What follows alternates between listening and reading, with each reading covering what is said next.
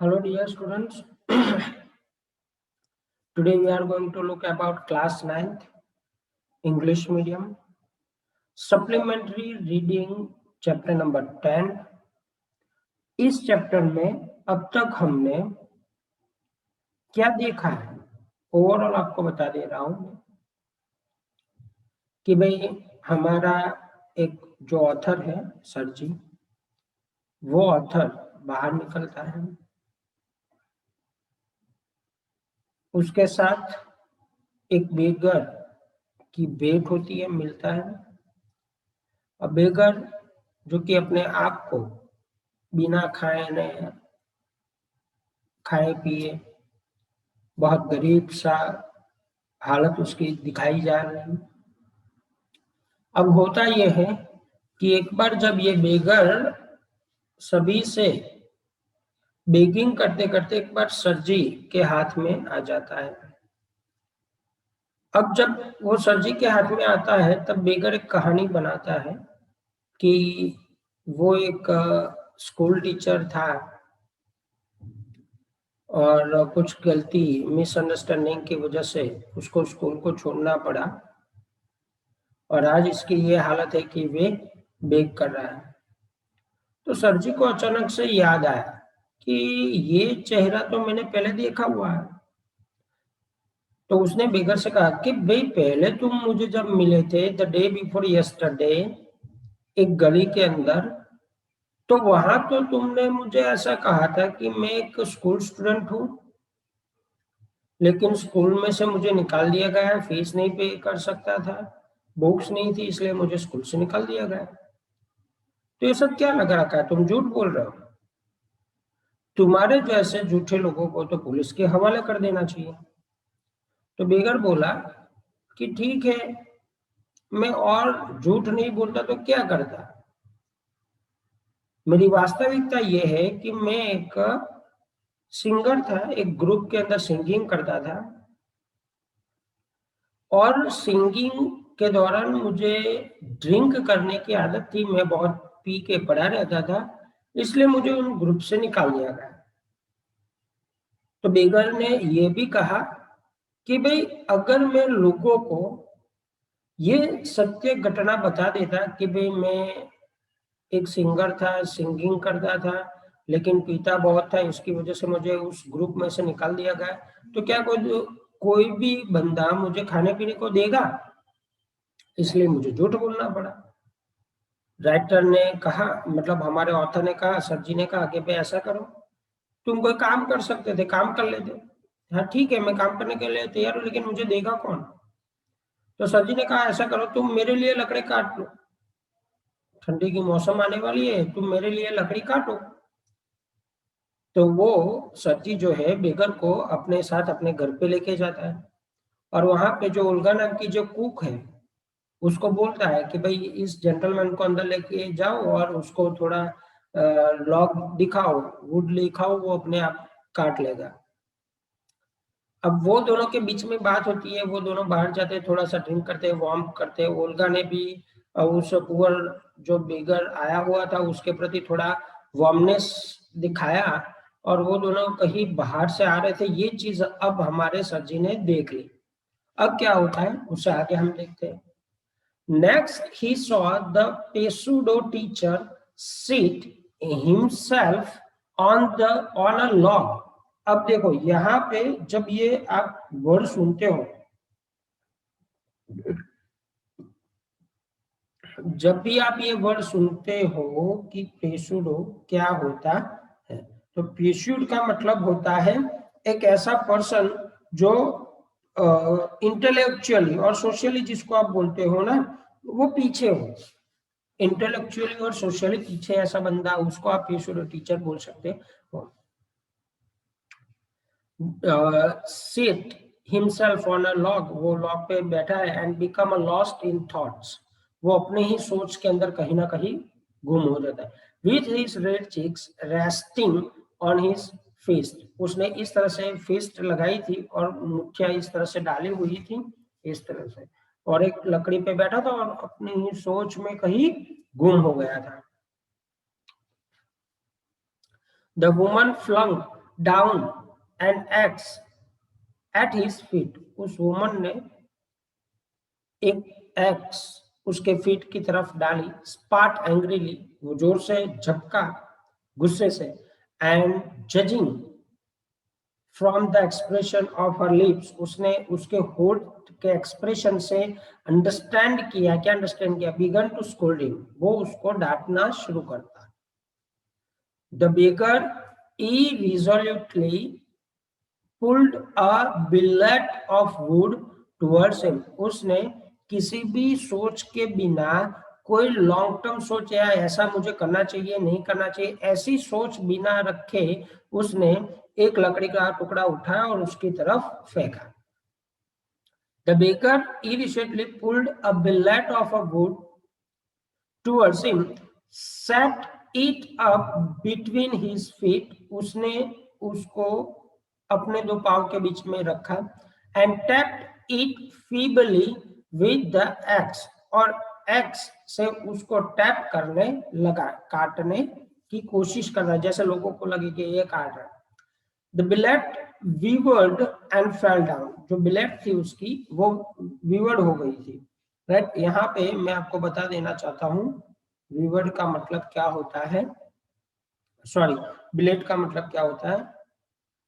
Bill rate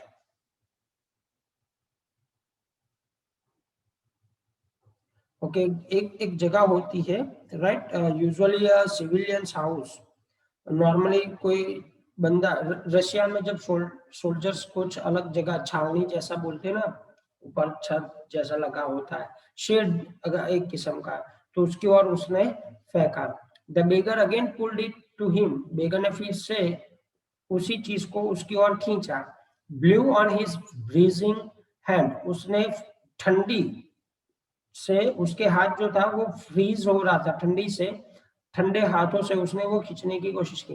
and tap it with his axe cautiously, वो अपने x से फिर से उसको काटने की कोशिश करा। As if afraid of hitting his overshoe, और उसको डर लग रहा था कि शायद ये लकड़ी की जगह अगर उसके पाँव में लग गया तो, राइट, ओवरशू का मतलब वही होता है। और of cutting off his finger, और उसने अपनी उंगलियां काट दी तो the stick of wood again fell to the ground, फिर से वो लकड़ी का टुकड़ा जिसको वो काटने की कोशिश कर रहा था वो फिर से नीचे गिर गया। राइट, सर्जिस एंगर हैड वैनिश्ड, सर्जी का जो गुस्सा था वहां पे खत्म हो चुका था। And he now began to feel a little sorry and ashamed of himself for having said a spoil, उसको अब हमारे जो सर्जी है वो डाउट की वजह से उसको देखने गए थे ना, तो उसको इस डाउट की वजह से जो देखने के लिए गया, लेकिन वो जो काम करते हुए देखा उस बेगर को, तो सर्जी को लगा कि यार मेरे से गलती हो गई, ऐसा मुझे नहीं करना चाहिए था। The drunken perhaps sick man to work at menial labour in the cold, इस किस्म के बहुत मेहनती किस्म के कार्य ये जो बेगर है वो नहीं कर सकता था, क्योंकि एक तो ठंडी बहुत ज्यादा थी, उसके हाथ कांप रहे थे, वो पिया हुआ था, और ये बंदा अगर न पीता और न काम, मतलब वो ऐसा काम नहीं कर सकता है। उसको लगता है कि अगर पीने के बाद ये ऐसा कुछ काम करेगा, अपने हाथ पांव वगैरह कटवा लेगा तो क्या होगा। And hour later Olga came, एक घंटे के बाद उल्का आई। And announced that wood had all been chopped, उसने कहा कि सारे के सारे वुड जो लकड़ियां है वो कट चुकी है। Good, give him half a rouble, उसको हाफ रूबल, मतलब यहाँ पे हम आधा पैसा बोल सकते हैं, 50 पैसे, तो उसको वहां पे हाफ अ रूबल दी जाती है। सिर सर जी ने उस ओल्गा को कहा कि जाओ जाके उसको हाफ अ रूबल प्रोवाइड करो। If he wants to he can come back and cut wood on the first day of each month, और उसको बोलो जाके कि अगर वो चाहता है तो हर महीने के पहले दिन वो आके हमारे लिए ये सारी लकड़ियां काट सकता है। We can always find work for him, हम उसके लिए बहुत सारा काम ढूंढ के रखेंगे। On the first of the month the wave made his appearance and again earned half a ruble. वही बेगर फिर से दूसरे महीने की पहली तारीख को पहले दिन को आता है और फिर से उसी दिन पे हाफ रूबल कमाता है। Although he could barely stand on his feet और लेग्स, वो जो कि अपने पांव पे मुश्किल से खड़ा रह पाता है, तो यहाँ पे वो हमें बताया गया वो पीता ज्यादा था ना और खाता कुछ कम था, इसलिए, और उम्र भी तो हो रही थी उसकी। From that day on, he often appeared in the yard. उस दिन के बाद वो हमेशा उसी यार्ड में आता, and every time work was found for him, और हर बार हमारा जो ये ऑथर है वो उसके लिए काम ढूंढ के रखता। Now he would slow snow, मतलब जो रशिया में तो आपको मालूम है कि बर्फ होती है, तो वो घर से घरों के आगे बहुत बर्फ जम जाती है, वो घर की छतों पर, तो वो उसको हटाने का भी काम करता। Now put the wood shed in order, वो शेड के अंदर लकड़ियां जो इधर उधर बिखरी पड़ी थी उसको अच्छे से ठीक करके बिल्कुल सा पील बना देता था, राइट। ये सारे काम उसको मिलते थे। Now beat the dust out of rugs and mattress, वो धीरे धीरे घर के अंदर भी मैट्रेस वगैरह होती उसमें से डस्ट निकालने का काम उसको मिलता है। Every time he received from 20 to 40 कोपैक्स, उसको हर टाइम पे 20 से 40 कोपैक्स मिलने लगे। And once even a pair of old trousers were sent out to him, और उसके लिए लोग पुराने कपड़े भी देने लगे, मतलब उसको कपड़े फ्री में मिलने लगे, पैसा मिलने लगा, खाना मिलने लगा और काम भी मिलने लगा।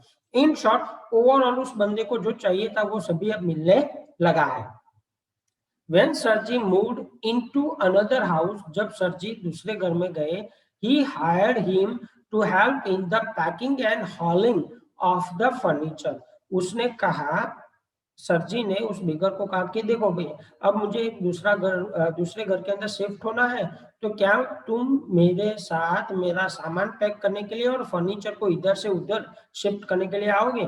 This time the वेफ was sober, इस टाइम उस बिगर को लगा ना ठीक है, दुखी भी महसूस कर रहा था, साइलेंट भी था।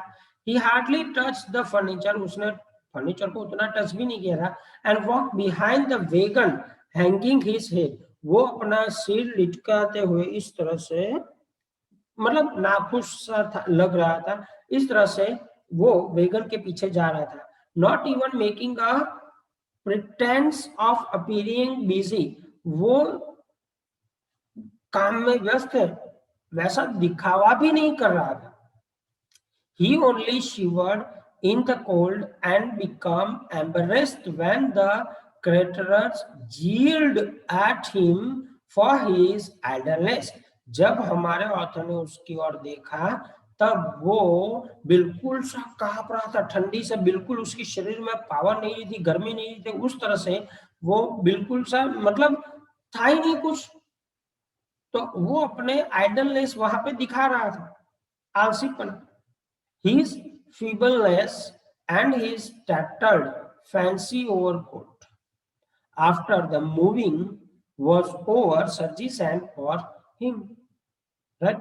बहुत सारी चीजें उसके बाद क्या हुआ कि उसको ठंड में ठुठराते देखा, तो जैसे ही सरजी का काम या फर्नीचर वगैरह मूव करना खत्म हो गया, तो उसने उसके लिए एक बहुत अच्छा फैंसी ओवरकोट उसको भेजा पहनने को, कि देखो अब पहनो, ये बहुत ठंड का मौसम है, आप वैसे भी कांप रहे हो, तो आप ये पहनना चाहिए आपको। Well I am happy that my word have taken effect, he said, उसने कहा कि मेरे शब्द जो बोले नहीं है मैंने, फिर भी उसकी असर हुई, मैं खुश हूँ। हैंडिंग हिम अ रूबल, उसको जो जिराफ था, मतलब हमारा जो भी ऑथर था सर जी, राइट, उसने उसको पैसे भी दिए। हियर फॉर योर पेन, ये आपके दुख के लिए, जो आपने मेहनत की उसके लिए। I see you are sober and have no objection to work, और मैंने देखा कि आप कोई भी काम कर सकते हो, कोई भी काम को आप मना नहीं करते हो, इसलिए ये पैसा आपका, ये पूरी की पूरी रूबल पकड़ो। व्हाट इज योर नेम, आपका नाम क्या है? तो उसने कहा ल्यूशकॉफ। बेगर ने अब उसका नाम बताया, ल्यूशकॉफ है। Well Lushkoff, I can now offer you some other cleaner employment. Can you write? मतलब वो बोल रहा है कि मैं तुम्हें और काम देना चाहता हूँ। सर जी ने कहा क्या तुम तैयार हो? लुस्कॉफ ने कहा ठीक है, कोई दिक्कत नहीं, आप मुझे काम दो, मैं काम करने के लिए तैयार हूँ।